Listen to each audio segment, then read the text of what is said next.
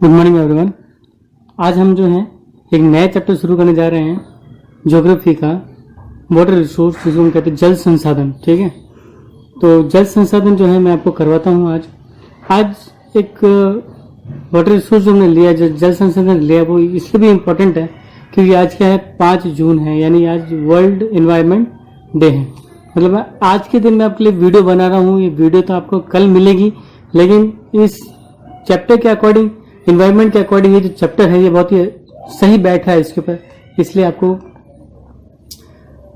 मैंने ये चैप्टर लिया है। ठीक है, अब देखिए, हम पहले बात करते हैं वाटर की। वाटर होता है, वाटर मीन्स पानी, जल। So it is a unique gift of nature. ये यूनिक गिफ्ट है नेचर का, यानी हमारे लिए क्या है, एक बहुत ही बढ़िया गिफ्ट का मतलब उपहार है। ये क्या है, ये एक उपहार है। ठीक है ना, मानव जीवन के लिए एक बहुत बड़ा क्या है, ये उपहार है, जल। ठीक है, surface of the earth is covered by 71% water and 29% land. अब ये क्या कहा गया है कि जो सरफेस है अर्थ का, है ना, सरफेस जो है अर्थ का, यानी कि जो अर्थ सरफेस है, ठीक है, अर्थ सरफेस कवर्ड है वाटर से, कवर्ड बाय वाटर, यानी जो पृथ्वी का जो धरातल है वो पानी से क्या है, कवर है। ठीक है ना, कितना है, 71% क्या है, अपने पास पानी है। ठीक है, कितना जल कितना है, 71% तो अपने पास है पानी। तो पीछे जो बच गया वो कितना बच गया, लैंड कितनी है, लैंड कितनी है दोस्तों, लैंड है 29%, यानी जो पृथ्वी है, ठीक है, पृथ्वी का जो धरातल है, यानी मान लीजिए ये पृथ्वी में बना लेता हूं एक गोला, छोटा सा गोला, बराबर गोल नहीं बना, कोई बात नहीं, ये बने, देखिए ये मैंने एक अर्थ बनी है, पृथ्वी बना के आपको समझाने की कोशिश कर रहा हूं कि जो पृथ्वी है उसका, ठीक है, 71% जो भाग है वो क्या है, वाटर है। क्या है, ये पानी है। ठीक है, बच गया जो 29% जो पार्ट है वो क्या बच जाएगा, लैंड। ठीक है, इस जमीन के बारे में जो ये कहा जाता है, मैं थोड़ी देर के लिए ये एक लैंड का टॉपिक ले लेता हूं, छोटा सा ही है, ज्यादा नहीं है, 2-3 पॉइंट्स आपको बताएंगे, उसके बाद में आगे अपन वाटर वापस शुरू कर लेंगे। ठीक है, लैंड के बारे में हम कहते हैं कि जो लैंड का जो 100% है, यानी अगर जो 100% जमीन है हमारे पास, इस 100% का 90% जो है, यानी 100% कितना है, 29% का 100%, 90% जो जमीन है, ठीक है ना, वो हमारी यूज वाली नहीं है, इसे हम यूज नहीं कर सकते, यानी हम नॉट यूजेबल, ठीक है ना। 10% लैंड पे हम लोग क्या करते हैं, रहते हैं। कितने % लैंड पे हम रहते हैं, 10% जमीन पे हम लोग रहते हैं। ठीक है, आगे बढ़ लेते हैं वाटर की तरफ। वाटर, अब अगर ये वाटर का अगर पानी जो है 71%, यानी हम धरती पे अगर जो पानी है, पानी का अगर 100% माने हम, ठीक है ना, जल अगर हम 90% मानते हैं, मतलब 100% अगर जल माने, तो इस 100% जल का भी 97% जो वाटर है, ये जो 97% जो पानी है, ठीक है ना, 97% जो पानी है वो खारा पानी है। कैसा है ये, खारा का मतलब क्या होता है, सलाइन वाटर है, सलाइन वाटर है ये। ठीक है, कितना % खारा है, सलाइन वाटर।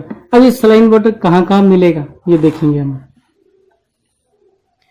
तो सलाइन वाटर जो है, यानी हम खारा पानी में यहां लिख देता हूं सलाइन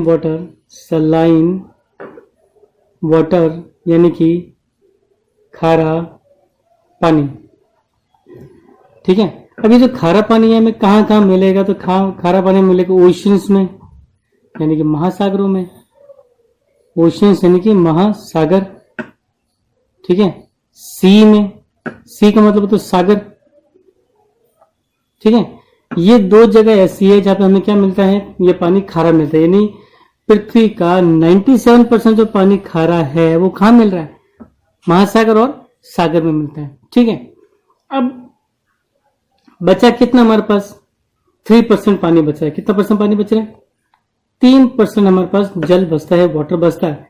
अब इस 3% जो वाटर है, जो जल है, उस 3% जो जल है वो हमारी यूजेबल है, ठीक है ना, ये यूजेबल फॉर ह्यूमंस, ठीक है ना, मतलब इंसानों के उपभोग के लिए ये 3% जल हमारे पास क्या है, उपलब्ध है, यानी हमारे पास अवेलेबल है, ठीक है ना। It means 3% water is available for human consumption, 3% जल मानव उपयोग के लिए क्या है, उपलब्ध है, ठीक है ना। अब इस 3% का भी, ठीक है, अगर हम 3% का भी अगर हम 100% मानते हैं, ठीक है ना, तो एक और डायग्राम बनाऊं मैं आपके लिए। इस 3% का भी एक, अगर एक छोटा सा सर्कल बना लेते हैं, प्रॉपर गोल नहीं बने तो भी कोई बात नहीं, ठीक है। अब इस 3% जो वाटर है, ये अगर हम 100% माने, यानी फ्रेश वाटर, क्या बोलेंगे इसको हम, फ्रेश वाटर है ये, फ्रेश वाटर है ना, फ्रेश वाटर को हम बोलते हैं स्वच्छ जल, क्या बोलेंगे इसको हम, स्वच्छ जल।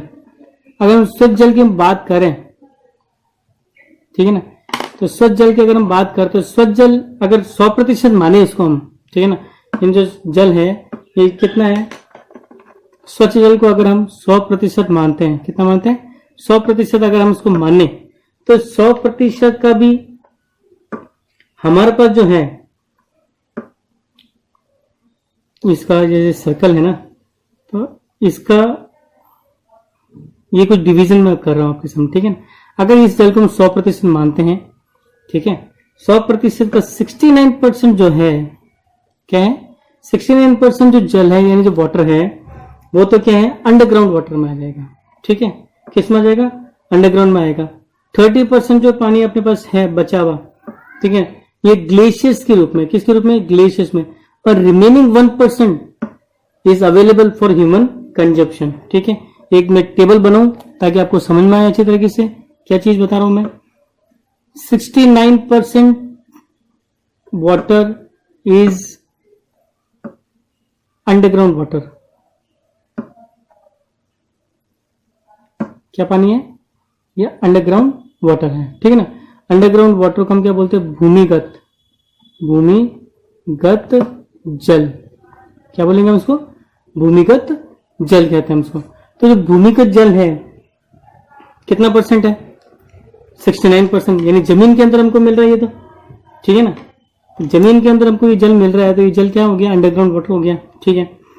जो बचता है, क्या बच रहा है अपने पास, अपने पास 30% बचता है, कितना, ये 30% जो है, ये 30% जो है हमारे पास, ये ग्लेशियर्स में, किसमें, प्रेजेंट इन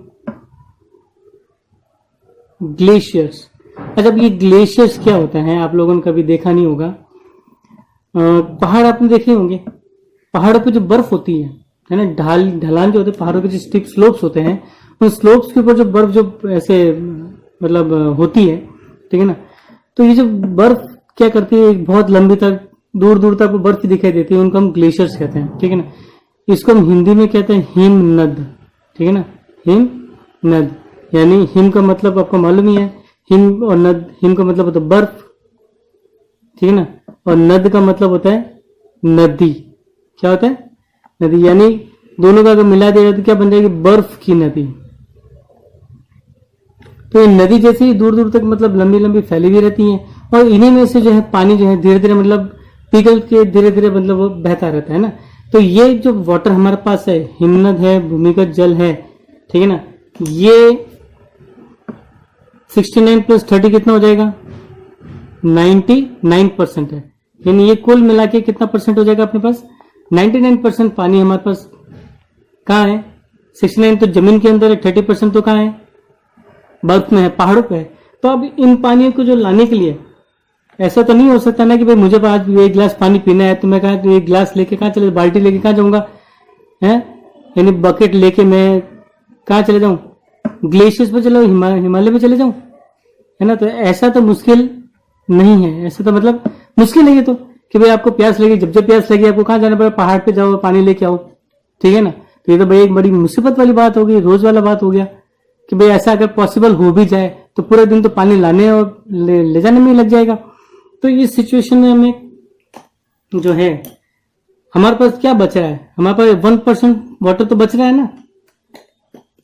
अब ये जो 1% जो वाटर है हमारे पास, ठीक है ना, अब ये कहाँ कहाँ मिलता है ये आपको मैं समझा देता हूं। ये हमें मिलता है रिवर्स में। कहाँ मिलेगा? रिवर्स, यानी कि नदियों में, ठीक है ना। ये हमें मिल रहा है नदियों में, ठीक है। यहां नीचे लिख लेता हूं, जगह है मेरे पास, नदियों में। उसके बाद में देखा जाए तो लेक्स में, किधर? लेक्स, पॉन्ड्स हो गई। लेक का मतलब होता है झीलें। इतना मेरे को लगता है आपको, मैं उम्मीद करता हूं इतना आपको पता ही होगा। पॉन्ड्स का मतलब होता है तालाब। तो झीलों में, है ना, तालाबों में, और वाटर वेपर्स के रूप में। किसके रूप में? वाटर वेपर्स के रूप में, यानी जिसको हम बोलते हैं जल वाष्प। क्या बोलते हैं? जल वाष्प, ठीक है ना। तो देखा जाए तो जो पानी हमारे पास मिल रहा है, 1% जो वाटर अवेलेबल है, वो कहाँ कहाँ है? वो रिवर्स में मिलता है, लेक्स में मिलता है, पॉन्ड्स में मिलता है, वाटर वेपर्स के रूप में मिलता है, यानी कि जल वाष्प के रूप में मिलता है। और ये जो जल वाष्प हमको मिलेगी, कहाँ मिलेगी? ये मिलेगी वायु में, है ना, जिसको हम क्या कहते हैं? विंड्स या एयर जिसको हम कहते हैं, ठीक है ना। अब दोनों में डिफरेंस है, ठीक है ना। देखिए, एयर का मतलब तो होता है, ये तो होता है, देखिए इसको तो बोलते हैं पवन, क्या बोलेंगे, और इसको बोलेंगे हम हवा। अब पवन और हवा में बहुत डिफरेंस है। डिफरेंस ये है कि जो विंड्स होती है इनकी पर्टिकुलर डायरेक्शन होती है, ठीक है ना, यानी एक निश्चित दिशा में क्या करेंगे, ये फ्लोट करेंगे। जैसे अभी बाहर का जो मौसम है, मेरे हवा तेज चल रही है, ठीक है ना, आंधी जैसा मौसम चल रहा है, तो ये एक निश्चित दिशा में चल रही है, ठीक है ना। जहाँ लो प्रेशर होता है वहां हवा हाई प्रेशर की तरफ आती है, तो एक निश्चित क्या है, दिशा है, ठीक है ना। जबकि एयर जो होती है वो हमेशा हमारे आसपास ही रहती है, इसलिए तो हम सांस ले पा रहे हैं, ठीक है ना। ठीक है, तो अब हमारे पास जो पानी है वो इतना ही है। अब क्या होगा देखें,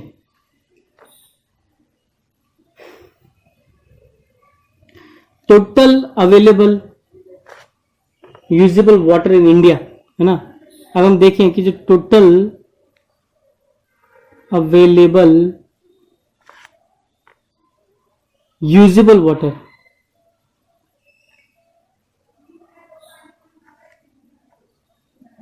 इन इंडिया, है ना, इन इंडिया, यानी इंडिया के अंदर टोटल अवेलेबल जो यूजेबल वाटर है ना, यूजेबल वाटर को हम क्या कहते हैं? उपलब्ध, जिसे हम उपभोग, है ना, उपभोग करने लायक जो जल है हमारे पास, ठीक है ना, इंडिया के अंदर कितना है? तो ये है 1869 मिलियंस में है, मिलियंस, सॉरी बिलियंस, हाँ मिलियंस नहीं, बिलियंस क्यूबिक मीटर में होता है। किस में होता है? बिलियंस क्यूबिक मीटर्स में होता है ना। ये मैथमेटिकल टर्म्स है, बिलियन क्यूबिक मीटर, ठीक है ना। इन जो जल जो होता है उसको मेजरमेंट जो जल का किया जाता है वो क्यूबिक में किया जाता है, क्यूबिक मीटर्स में किया जाता है। तो हमारे पास जो जल है कितना, 1869 बिलियंस क्यूबिक मीटर्स जल जो है ये अवेलेबल है इंडिया में, उपभोग करने लायक है, जिसको हम यूज कर सकते हैं, यूजेबल वाटर है, ठीक है। Out of this 1123 billion cubic metre water is for use.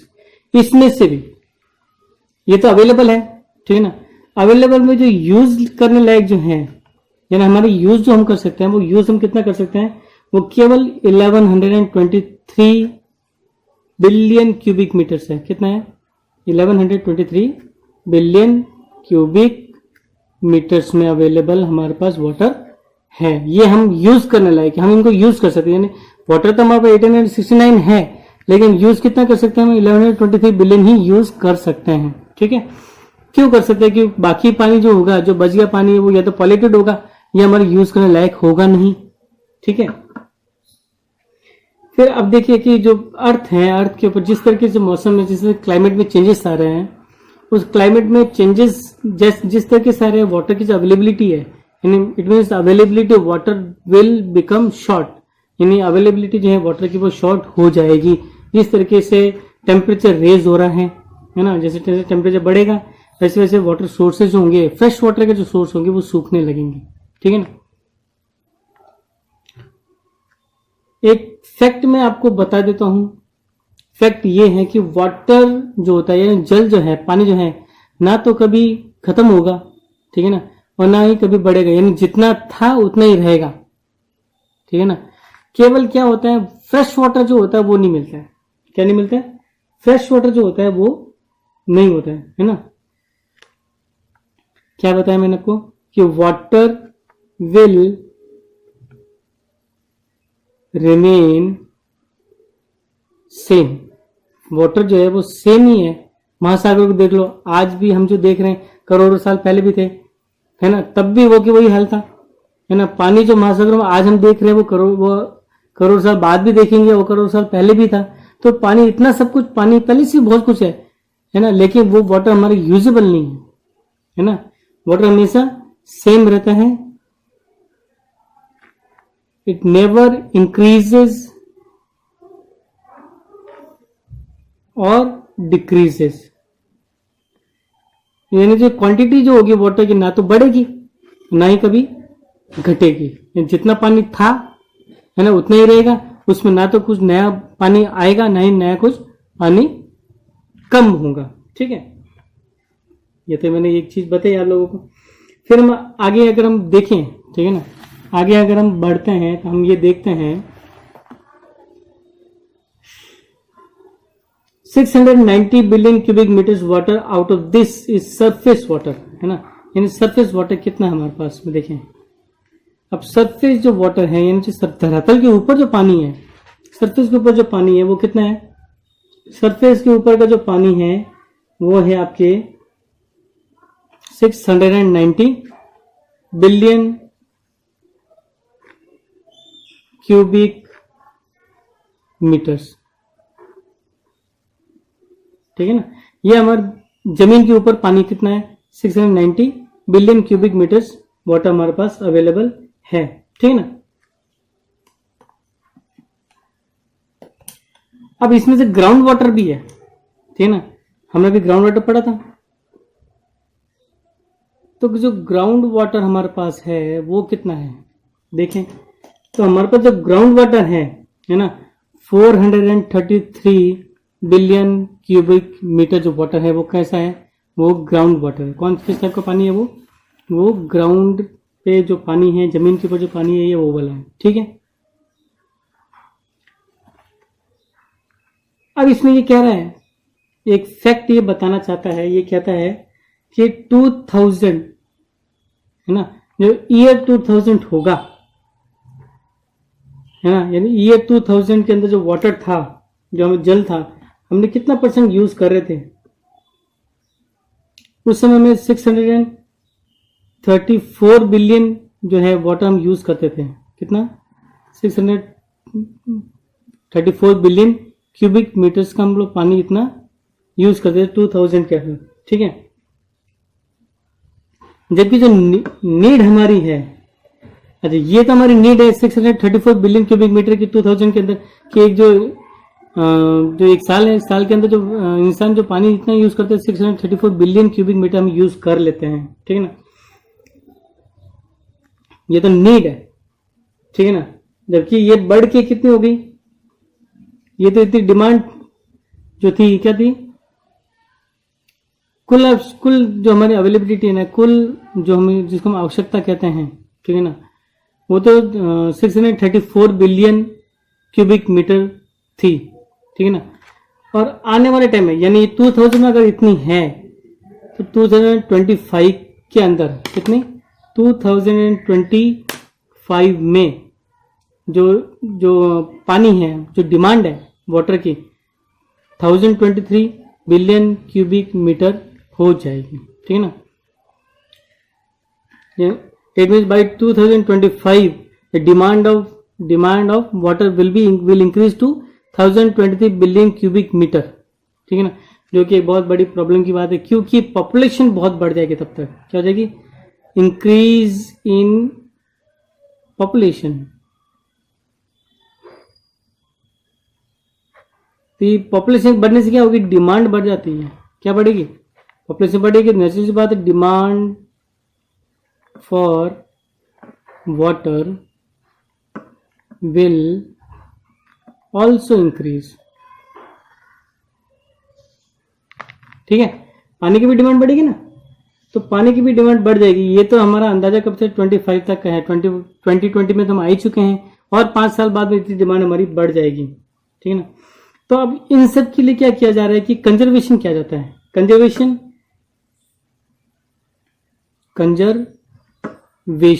ठीक है ना, कंजर्वेशन यानी कि संरक्षण है ना। संरक्षण का मतलब होता है क्या है, जल को संरक्षित करना, यानी इनको बचाना, प्रिजर्व करना। ठीक है ना। तो कंजर्वेशन और वाटर मैनेजमेंट है ना, क्या है, कंजर्वेशन एंड वाटर मैनेजमेंट।